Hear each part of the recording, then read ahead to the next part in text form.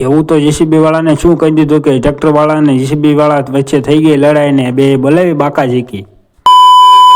તો કેમ છો મિત્રો, સ્વાગત છે વિવેક દેત્રુજા વ્લોગમાં. મિત્રો આજે આપણે કાંઈ કામ નહોતું ને આપણે સાનામાના અહીંયા ઊભા હતા. મિત્રો ત્યાં ઉડતી વાત મળી કે આજે ગામમાં તો ટ્રેક્ટર હાલે છે તો આપણે જ આવી જોવા.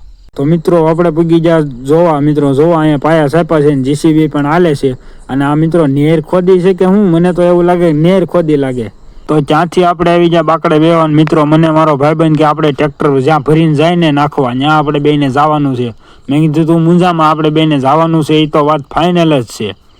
પછી તો હું ને મારો ભાઈબંધ બેસી ગયા ટ્રેક્ટરમાં ને મારો ભાઈબંધને તો બહુ મજા આવતી હતી. લાગે છે કે એ ટ્રેક્ટરમાં પહેલી વખત જ બેઠો હશે. કોને ખબર, એને બહુ મજા આવતી ટ્રેક્ટરમાં બેહવાની. ઉપડી ગયા ફેરો નાખવા.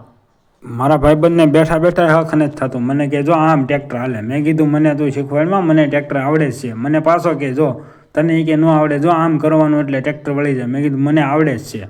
પછી ફેરો નાખીને આવ્યો મને સાંભળી ગયું કે ઝાડવાને પાણી પાવાનું બાકી છે. પછી હું સીધો ઉપડી ગયો મઢે ઝાડવાને પાણી પાવા. તો આવી ગયો છું ફાઇનલી મઢે અને લઈ લીધું ડબલું અને પાણી ભરીને બોલાવી સીધી ઝાડવાને પાણી પાવાની બાકાજીકી.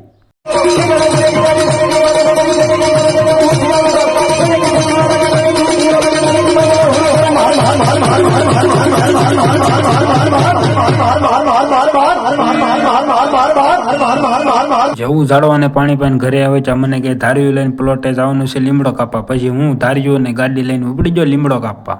તો આવી ગયો પ્લોટ અને ચડી ગયો લીમડા માથે. જો મિત્રો એટલો લીમડો તમે કાપી નાખ્યો, વિડીયો ઉતારતા ભૂલી ગયો તો લીમડો કપાઈ ગયો ને પડી ગઈ. હા તો મિત્રો બ્લોગ કેવો લાગ્યો કોમેન્ટમાં જણાવજો ને આપણે આ મિની બ્લોગ અહીંયા પૂરો કરીશું. જો તમને મિની બ્લોગ ગમ્યો હોય તો ફોલો કરવાનું ભૂલતા નહીં. મળીએ નવા મિની બ્લોગમાં.